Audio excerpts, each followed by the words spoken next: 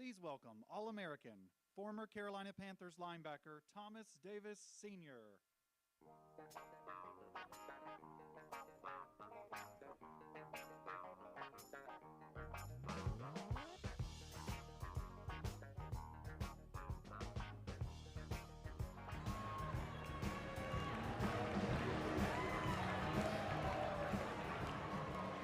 How y'all doing? North Carolina, I want to tell you guys I love being home. I just want to start this out. I just really want to start this out by sending my thoughts and prayers to those in Western North Carolina. We know the tragedies that struck that side of our country, of our state. So I would be remiss not to come up here and just really send my heartfelt prayers out to them.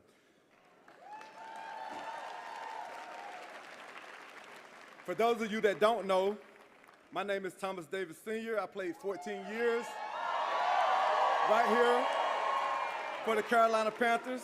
Keep pounding. How y'all doing? And today I am proud, very, very proud, to announce my support for Vice President Kamala Harris.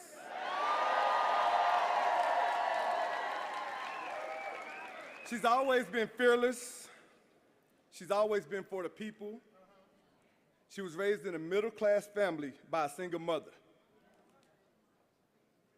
Vice President Harris has never forgotten where she's come from.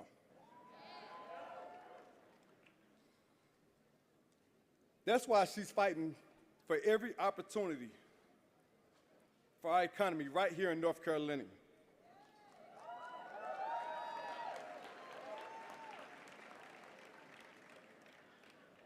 We have the chance right now to do our part.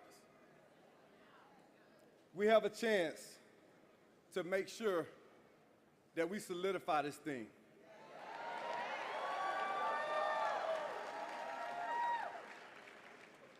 And a lot of times, you have an opportunity to stand before a crowd. And for me, they gave me some notes. That ain't me. That ain't what I do. I can stand up here and I can read these notes, or I can speak to you guys from my heart. And my heart is right here in North Carolina. I was born and raised in Georgia, but I have been a part of this community, and this community has embraced me. And I want to say to you guys, it's important for us to exercise our right to vote. We have seen 4 years of what Donald Trump is capable of. And excuse my French, we don't want to see that shit no more.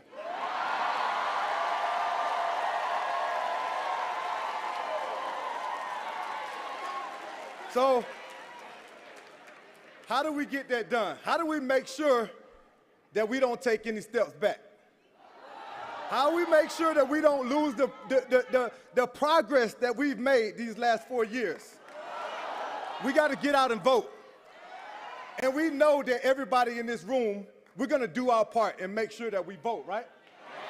But it's not only about us. We got to make sure that we get out and we bring people along with us. There are over 800,000 registered voters right here in North Carolina. 800,000. But guess what, people? 55% of those voters did not vote.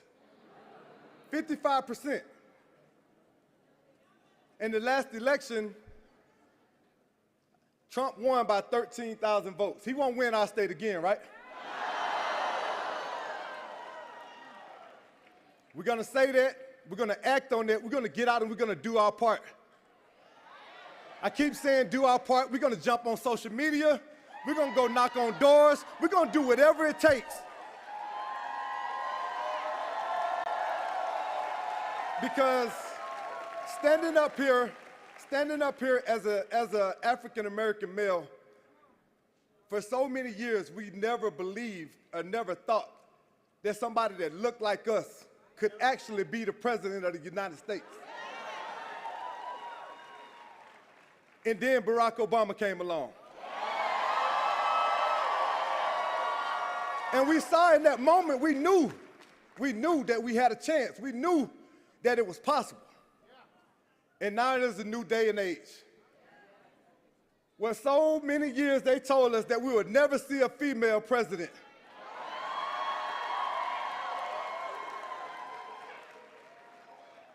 And now we have Ms. Kamala Harris coming along to make sure that my daughters and your daughters and all of our kids that come behind us, they can have faith, they can believe, they can understand and know that it is possible. And I love the world that we live in. I love this United States. I love this America. Where you can see an African American become president, where you can see now a female have the chance to become president of the United States of America.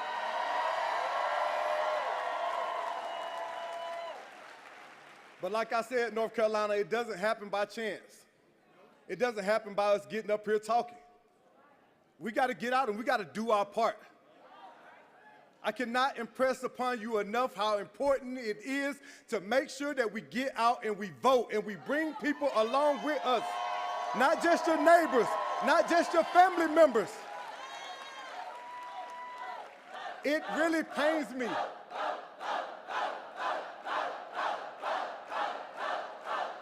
It really pains me to talk to people that are in my age group that continue to say, my vote doesn't matter. It pains me to hear them talk about how much of a difference it's not gonna make for them to get out and exercise their right. But then all they wanna do is stand up and complain. You wanna complain about what's not happening. You wanna complain about what hasn't been done. But those are those same people that not showing up at the ballot. This is a new day and age, and we're not going back.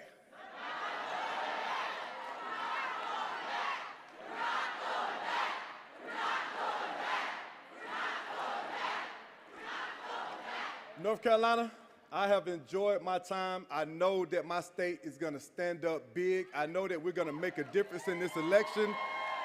I know that we're going to turn out big time in these polls. But without further ado,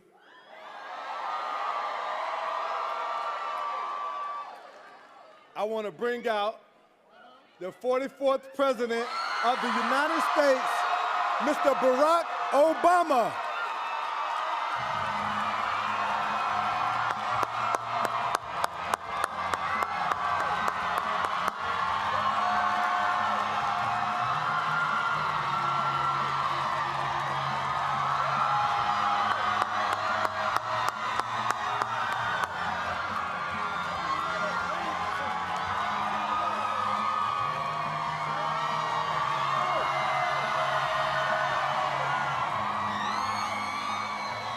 Hello, Charlotte. Oh. Hey. Yes, sir. It's good to be back. Good to be back in North Carolina. It is good to be back. It is good to be back in Charlotte. Give Thomas Davis a big round of applause. I'm thinking we need to run him for something. There he is. I mean, he sounded, I was getting fired up backstage. I like that. It is so good to see all of you. I love me some North Carolina. I do. And I would just come to visit and just see some friends and have some barbecue, which I did have before I came out. But that is not the reason I am here. It is not all fun and games. I am here for a very important reason, and that is to ask you to vote for your next governor, Josh Stein, and for the next President of the United States of America, Kamala Harris.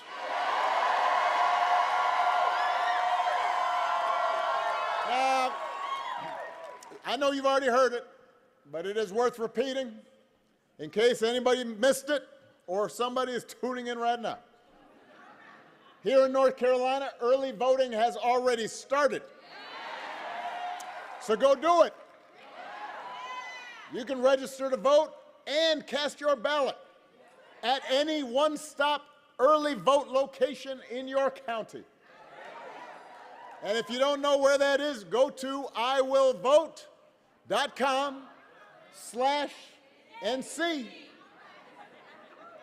Now, let's face it, if you're here, you're probably going to vote. So just as important as you voting is to get your friends and family to make a plan to vote too. Because together, we have a chance to choose a new generation of leadership in this country and start building a better, stronger, fairer, more hopeful America.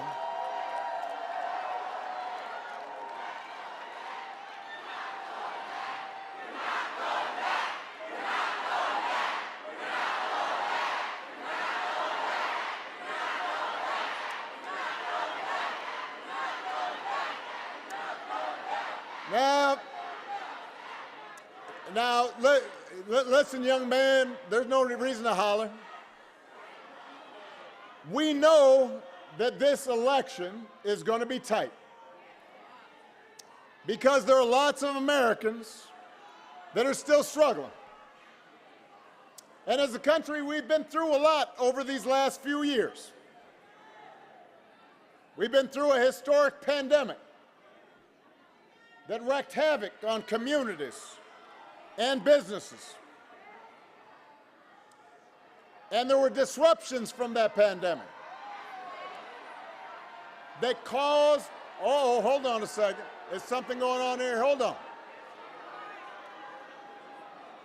Let's everybody just settle down. You know, on my way here, I was just talking about how wonderful and polite everybody in North Carolina was. I was. I love you back. But just want to make sure everything's settled down. All right, we got everything settled back there? So where was I? We went through a historic pandemic, and then disruptions from the pandemic caused price hikes that put a strain on family budgets. And people started feeling like no matter how hard they worked, they were just treading water. So I get why folks are looking to shake things up. I understand that. What I cannot understand for the life of me is why anybody would think that Donald Trump would shake things up in a way that is good for you. There is absolutely no evidence that this man thinks about anybody but himself. I have said it before. Donald Trump is a 78-year-old billionaire who has not stopped whining about his problems since he rode down that golden escalator 9 years ago. He's complaining, he's tweeting all times of night, you know, all caps. And when he's not doing that, he's trying to sell you stuff. Who does this? He's trying to sell you gold sneakers. Trying to sell you a $100,000 watch. Trying to sell you a Trump Bible. Wants you to buy the Word of God, Donald Trump edition. Got his name right there next to Matthew and Luke. You cannot make this stuff up. This would be like a SNL skit, except people would be like, well, that's going too far. Nobody's that crazy. No. Yes, he's doing it. Yes, he is. And the reason he's doing it is because all he cares about is his ego and his money and his status. That's his mindset. Those are his intentions. And along with those intentions, then there's also the question of his competence. I mean, y'all seen this. He's up there giving 2-hour speeches, just a word salad. Nobody's really sure what he's saying. He said he was the father of IVF. I don't know what that means. You don't either. He called January 6th a day of love, like it was Woodstock or Coachella. And if your grandpa was acting like this, you'd be worried. You'd call up your brother or your cousin. You say, hey, you notice grandpa is acting a little funny? But he acts, his behavior has become so commonplace that people don't take it seriously anymore.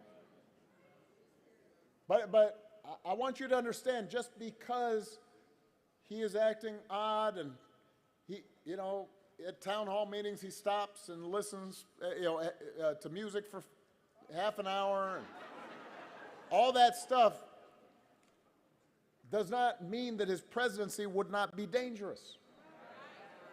And you don't have to take my word for it. Some of you, I'm sure, read or saw some of the people who know Donald Trump best have been saying in no uncertain terms that he should not be president again.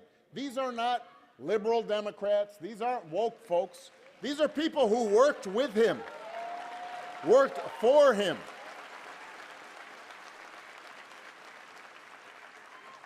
The other day, General John Kelly, Donald Trump's former chief of staff, said that Trump told him he wanted his generals to be like Hitler's generals. Now, I said this yesterday. In politics, a good rule of thumb is don't say you want to do anything like Hitler.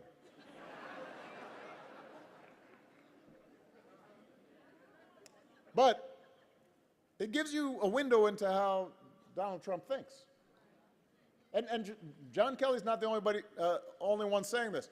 2 of Donald Trump's defense secretaries, understand, they were in charge of the Pentagon, said Donald Trump is dangerous.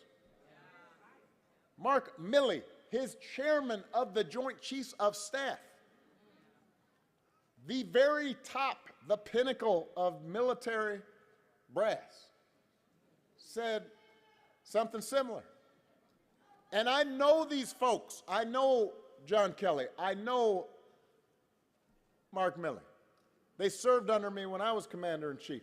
These are, no, hold on.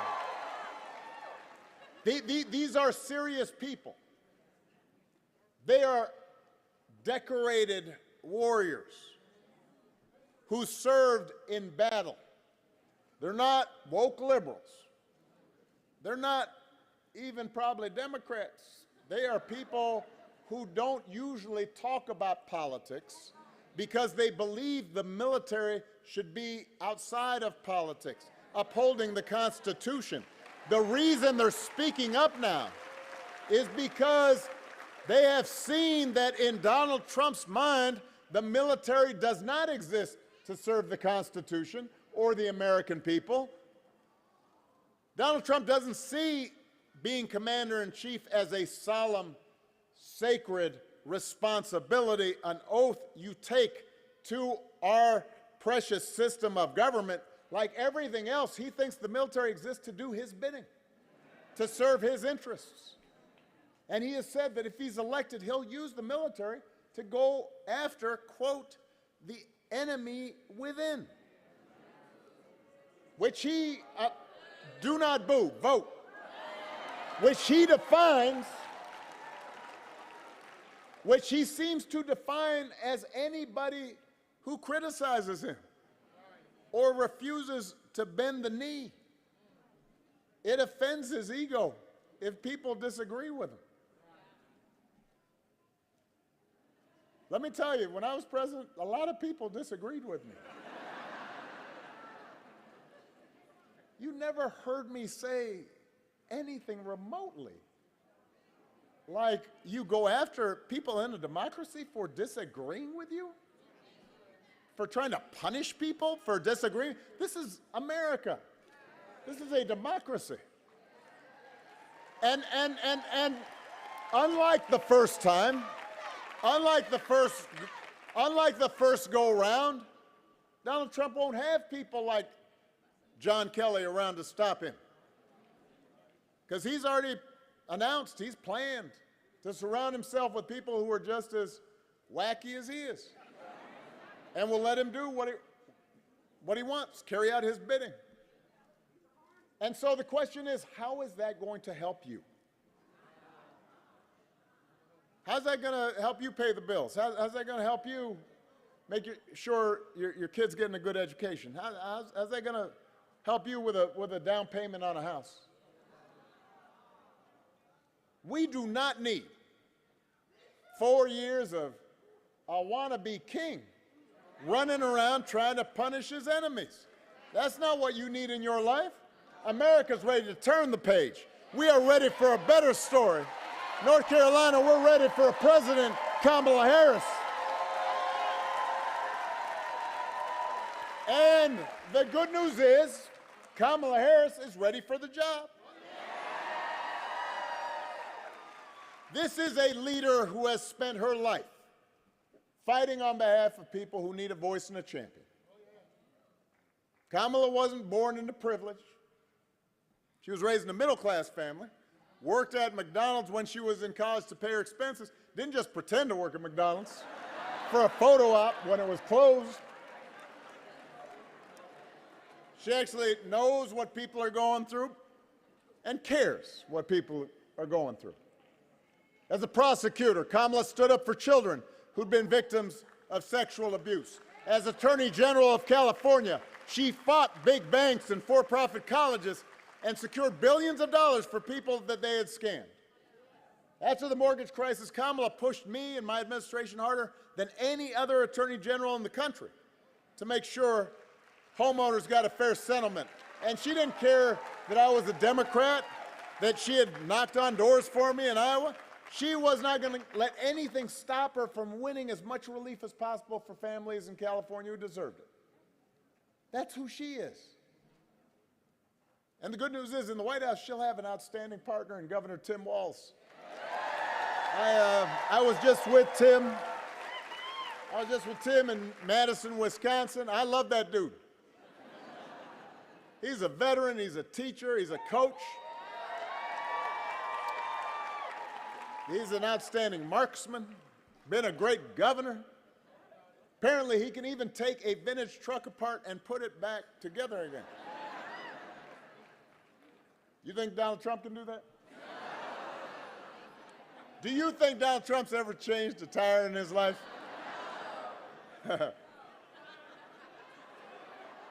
I mean, even when he was young, you know, if there was a flat tire, he'd call his chauffeur, Jeeves, change that tire. I don't know that his name was Jeeves. That's how I picture it, though. Jeeves. The point is,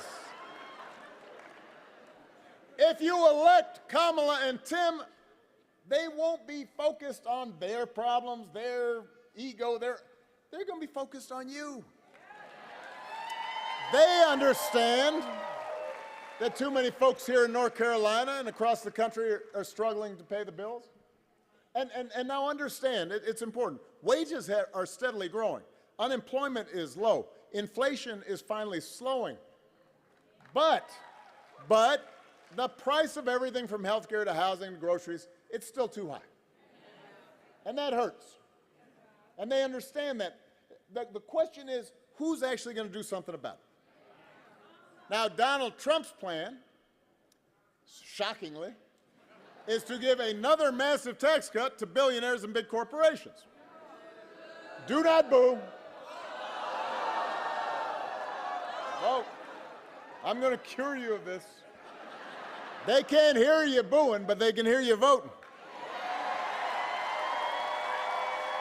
So now I've been traveling around the country. I talked to some people. Some people say, well, you know what? I remember the economy being pretty good when Donald Trump first came into office. Yes, it was pretty good because it was my economy. Because I had spent the previous 8 years cleaning up the mess that the Republicans had left. And we had had 75 straight months of job growth, and I handed it over to Donald Trump. And all he did was give a tax cut to folks who didn't need it and drive up the deficit in the process. So do not give him credit for that. That's not what makes an economy strong. The other thing I hear folks say is, well, Donald Trump sent me a check during the pandemic. Hold on. I want to make sure you understand this. First of all, Democrats and Republicans in Congress sent you a check. But also understand, Joe Biden sent you a check during the pandemic. Just like I gave relief to the American people with the help of Congress during the Great Recession. The difference is we didn't put our name on the check. Because it wasn't about feeding our egos or advancing our politics. It was about helping people get by during a tough time. That's the difference.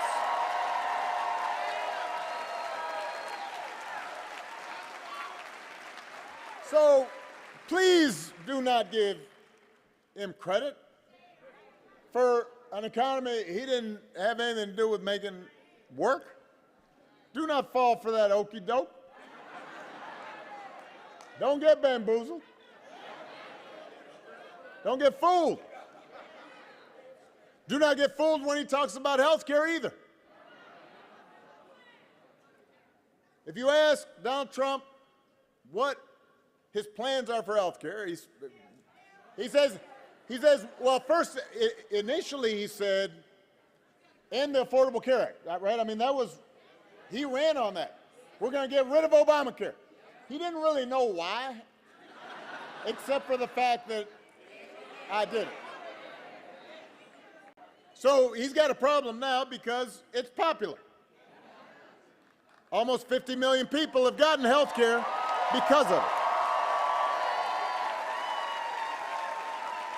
So a couple weeks ago, his running mate, JD Vance, do not boo, during the vice presidential debate, Mr. Vance has the nerve to say Donald Trump, and I quote, he said, Donald Trump salvaged the Affordable Care Act. Come on, man. Donald Trump spent his entire presidency trying to tear it up, trying to get rid of it, trying to tear it down, and by the way, he couldn't even do that right.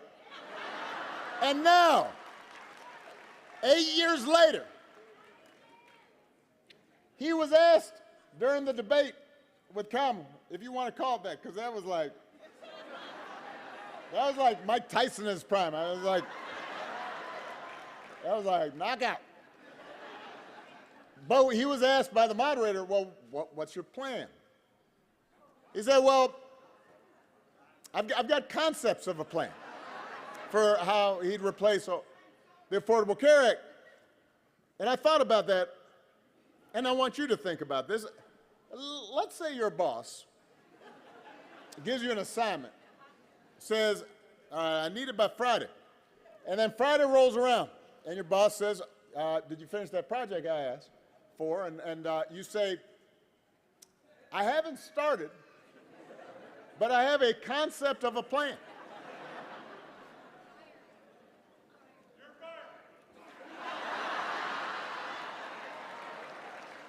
You could try it at home. Honey, did you do the dishes? I have a concept of a plan to do the dishes. How's that going over? If it would not work for you, why should it work for the President of the United States? The good news is, Kamala Harris does not have concepts of a plan. She has actual plans to make your life better. She's going to go after corporations that unfairly jack up prices. She's going to make it easier to build and buy a home. She's going to limit out-of-pocket health care costs. She's going to give a tax cut to 100 million middle-class and working Americans. It's on her website. It's laid out in detail. There's an actual plan there. And if Congress passes a bill to restore the reproductive freedom that women had for nearly 50 years, the freedom that Donald Trump bragged about taking away, Kamala will sign it into law.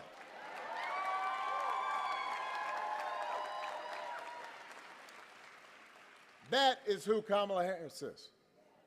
That's what she stands for, not concepts of a plan. Plans, actual plans. Now, if you challenge Trump on his concepts, he will fall back on one answer. This is blanket answer for everything. Blame immigrants. He wants you to believe that if you let him round up whoever he wants, ship them all out, put together these big detention camps, your problems will be solved.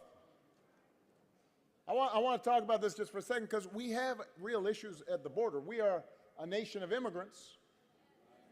Unless you're a Native American, somebody in your family came from somewhere else. We are also a nation of laws. We are also a nation of laws. We have to make sure the system works the way it's supposed to, that it's orderly, that it's safe, that it's fair. What I don't understand is this. Donald Trump, JD Vance, they're quick to say anything right now that's not working. Well, Kamala's, you've been vice president for 4 years.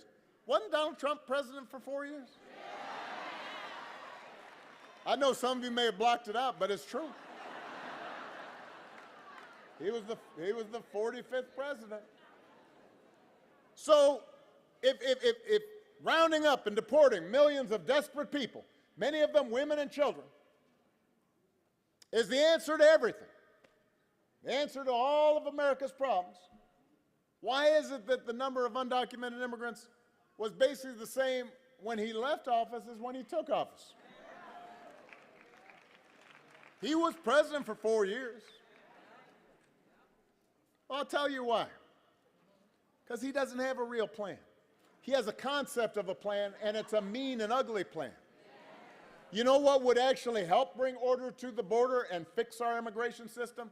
A bipartisan deal that Kamala Harris supported, even though it was written by one of the most conservative Republicans in Congress, and Donald Trump lobbied actively and told Republicans not to vote for it because he figured this is an issue that I can use to win an election. We do not need a president who will make problems worse just to make his politics better. We need a president who actually cares about solving problems, making your life better. That's what Kamala Harris will do. And let me say this,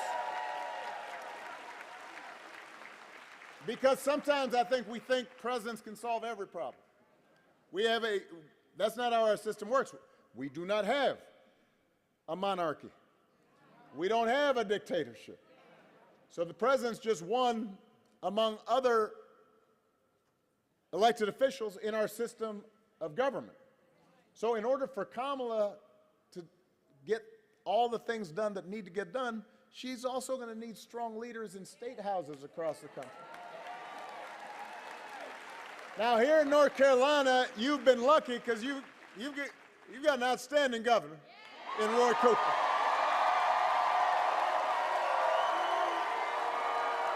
He has done a fantastic job. He is a good man. He is a sensible man. He's a hard-working man. has done an outstanding job leading this state. So now, to continue progress, you need to elect Josh Stein and keep North Carolina moving forward.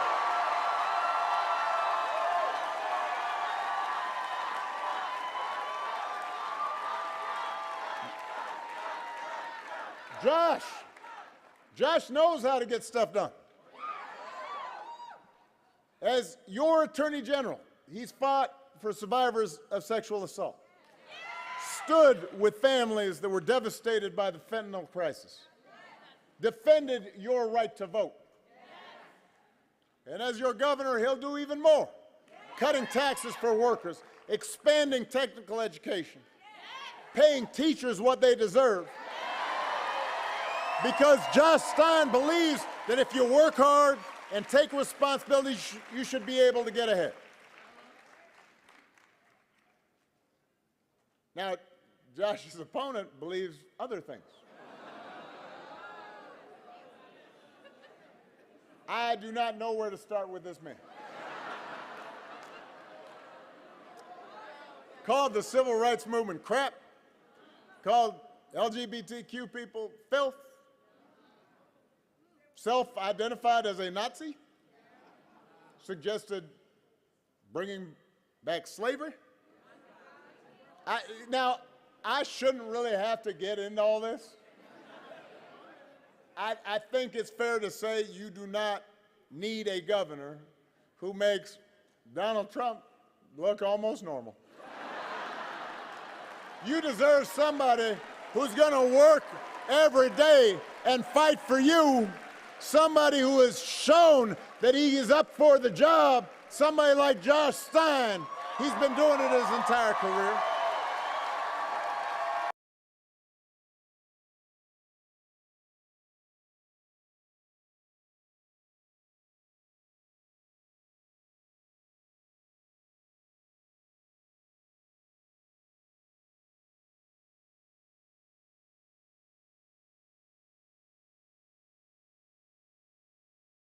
The Republican candidate's been spreading conspiracy theories and thinks I should face a firing squad.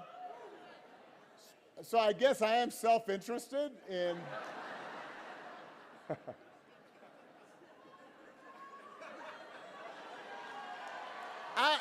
you do not want, look, I mean, I'm serious here, people. I have friends who are conservative. I have friends who are Republican. We can have differences on issues. But we can't have somebody saying just crazy stuff running your school system, purchasing textbooks, allocating resources for our kids. You need somebody like Mo Green, who's actually run one of the largest school systems in the state and will make sure your kids get the education they deserve. Mo, Josh, those are the kinds of people we need in elected office. And not just because they've got smart policies, not just because they've got an extraordinary track record of accomplishment, but also because they share just some basic core American values that we seem to be forgetting. I mean, it's an example of how frustrating politics can be sometimes, that there's so much crazy just swirling, especially on social media. And so I understand why sometimes people just want to ignore politics. They just want to step away from it. We all know folks like that. Good people, but they go, God, it just seems so nasty. I just don't want to be involved. It doesn't matter. And so complacency is also our opponent here. And whenever I talk to folks who feel just frustrated or disgusted with politics, I don't try to sell them the moon. I'm honest with them. Politics is not going to solve all your problems. Politics will not solve, will not eliminate all poverty. You elect a president, no matter how well-meaning, they're not going to eliminate racism. You know, you may still be frustrated with your boss. You know, your kid may still act up and do knucklehead things. People you love may still get sick. Politics is not a cure-all. But your vote matters because what politics, what government can do is make your life a little bit better or a little bit worse. So when I was president, we didn't solve all the problems with our healthcare system. But but almost 50 million people got healthcare through the Affordable Care Act.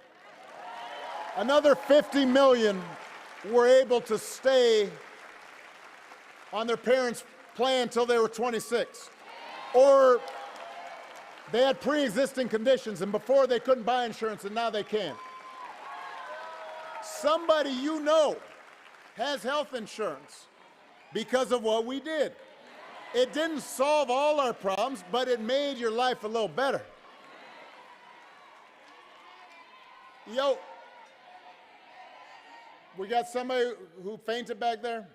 All right, if we get an EMT, everybody, you got to bend your knees a little bit if you're standing too long. They'll be all right. Just give them a little space. This happens. I know y'all been standing around for a while. I'll give you another example.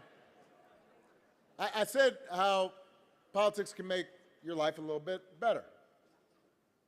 It can make it a little bit worse, too, or a lot worse. So, and my former Attorney General, Eric Holder's here. Outstanding Attorney General. So he'll remember this. In my second term, because we had dealt with H1N1 virus, and then we dealt with Ebola, I had studied the issue. We had gathered together scientists and experts, and there was a prediction that sometime, nobody knew when, there was going to be an airborne pandemic, and we were going to need to be able to deal with it, just like we deal with the natural disaster. So we put together a plan, a playbook for how to deal with a pandemic. And we had what Eric we call tabletop exercises, where we'd get all the agencies together, and we'd work through, all right, what would we do in the event of a pandemic? You know, how are we going to deal with the schools? How are we going to deal with public health officials at the state level? How do we provide information? How do we accelerate the production of viruses? Had a whole playbook, big playbook. Handed it off, just like I handed off that good economy to Donald Trump. I said, here you go. And apparently,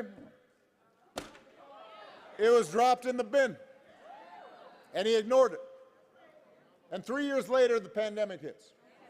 Now, I want to be fair.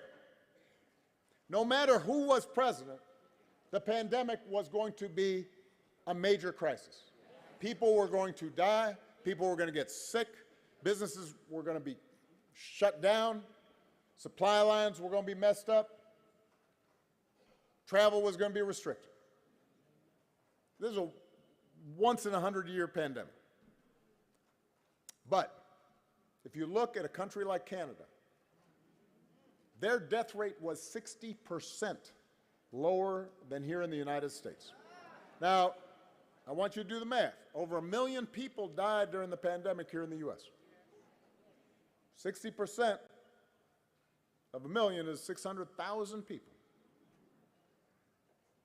That's somebody's grandmother or grandfather, parent, coworker, friend. Some of those folks might be alive if we had a competent, caring president who was actually trying to make things better, who was not advising people to inject bleach as a cure. So if somebody tells you this election doesn't matter, explain, no, it does matter.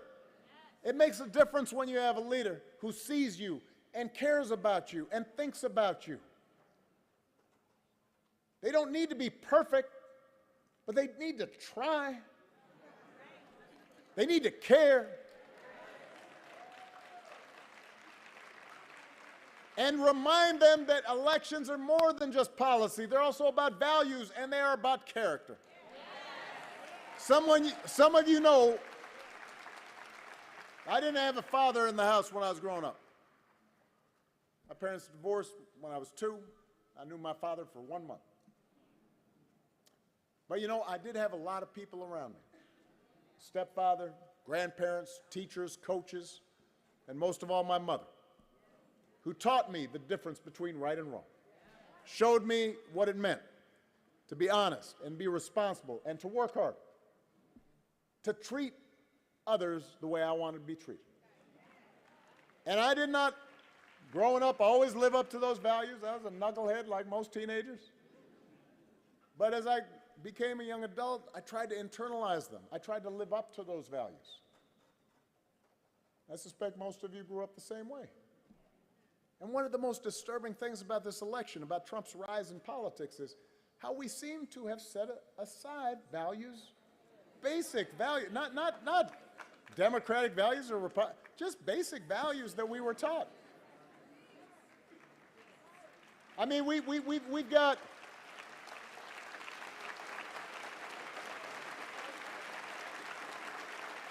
a few weeks ago, we had one of the deadliest hurricanes in American history.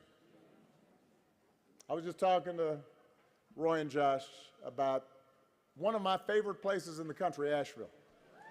Just a couple hours from here. Devastated. So President Biden and Vice President Harris, they come down, they're in some of the affected communities, meeting with local officials, trying to comfort families. And as that is happening, Donald Trump and JD Vance are making up stories about the Biden administration withholding aid, not giving it to Republican areas, giving it to undocumented immigrants, just making stuff up. Even MAGA Republicans on the ground said that's just not true. It was a bald-faced lie. At a moment when people are most vulnerable, most desperate, for somebody, anybody, to try to manipulate and use that for their own gain, when did that become okay? I don't care where you stand on the issues. I don't care what party you're a member of. How can you countenance that behavior? If your coworkers acted like that, they wouldn't be your coworkers for very long. If a family member acted like that, you might still love them, but you wouldn't put them in charge of anything. You wouldn't trust them. And yet, when Donald Trump lies or cheats or shows utter disregard for our Constitution, when he calls our service members who died in battle losers, when he calls our fellow citizens vermin, people make excuses for it, act like it's okay. As long as our side wins, it's all right. And I've noticed this especially with some men who seem to think Trump's behavior, you know, the phony macho tough guy act, that somehow that's a sign of strength. I'm here to tell you, North Carolina, that's not what real strength is.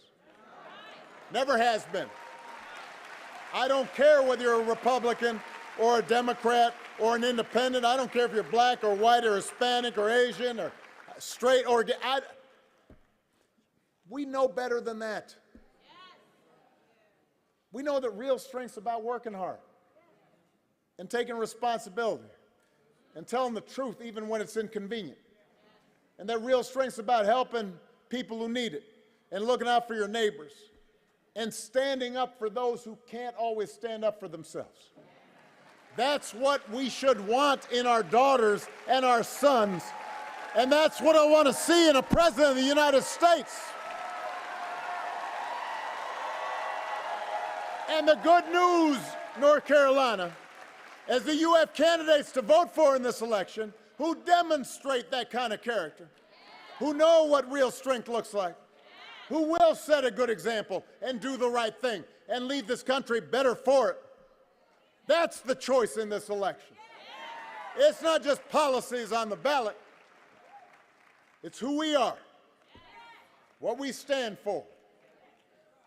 So whether this election is making you feel excited or scared or hopeful or frustrated or anything in between, do not sit back and hope for the best.